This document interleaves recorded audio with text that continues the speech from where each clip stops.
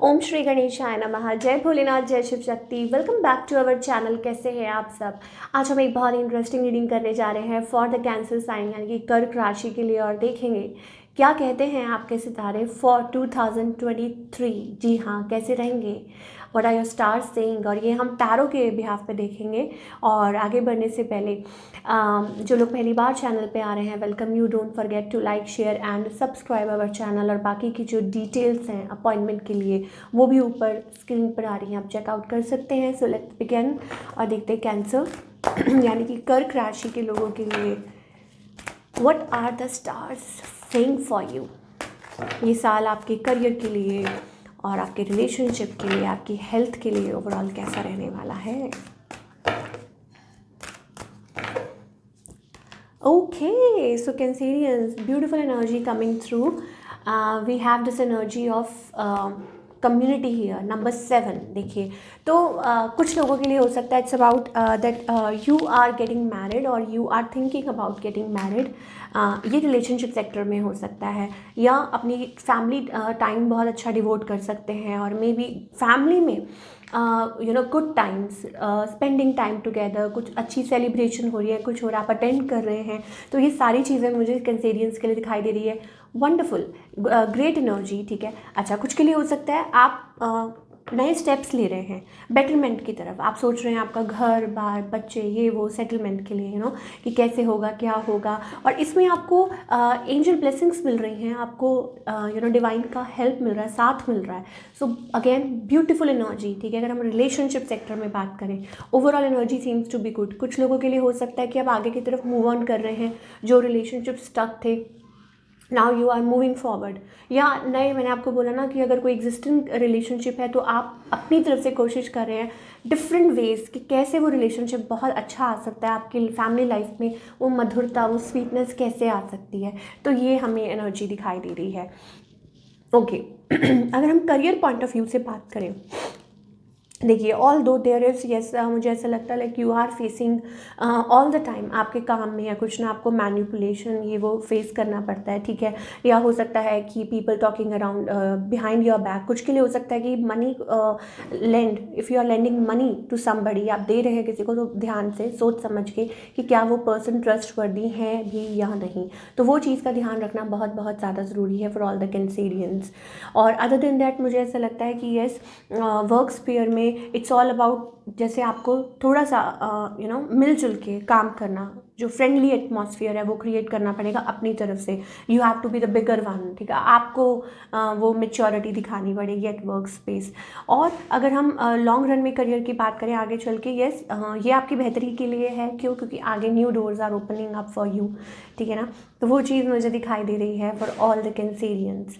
Beautiful energy again coming through for all the Cancerians. और अगर हम हेल्थ पॉइंट ऑफ व्यू से बात करें तो yes, I think it's all about कि अपने आप को सरेंडर करना। ठीक है, मान लीजिए आप ये सोच के चलिए like somebody is protecting you. ठीक है, कोई है यहाँ पे भी हमारे पास number 7, so somebody is protecting you. कोई आपको प्रोटेक्ट कर रहा है, कोई आपको देख रहा है, कोई आपका वेल विशर है। अब वो कौन है? वो आई थिंक भगवान का हाथ है। ठीक है, वो चीज़ है। आप जिनमें भी बिलीव करते हैं, चाहे वो माता रानी है या साईं बाबा है, जिनमें भी आप बिलीव करते हैं, रिगार्डलेस ऑफ जो भी रिलीजन है, ठीक है, तो आप बस उनको माथा टेकिए और उनकी ब्लेसिंग्स लीजिए, क्योंकि वही एक सही रास्ता है जो आपको आपकी मंजिल तक लेके जाएगा।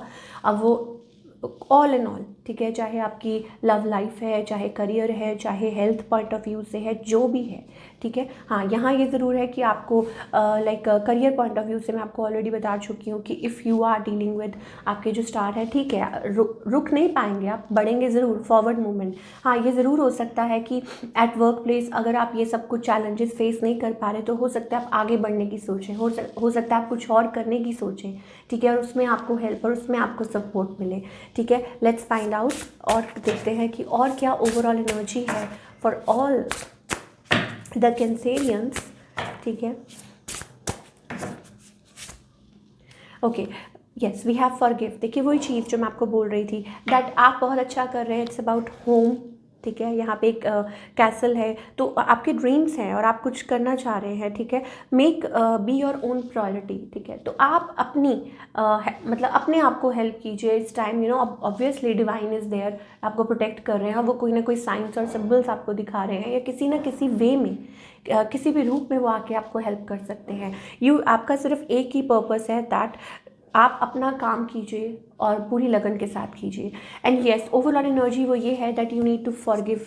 अब किसको फॉरगिव करना है वो आपको देखना है, बिकॉज जो कर्मा है वो आप नहीं पार्ट प्ले कर रहे हैं, वो भगवान के हाथ में है, ठीक है। तो you have to be in that forgiving energy कि yes all the time it's about कि आप कुछ चीज़ है जो ले के बैठे हुए हैं और शायद आप फॉरगिव नहीं कर पा रहे हैं, and you are not able to enjoy the fruits.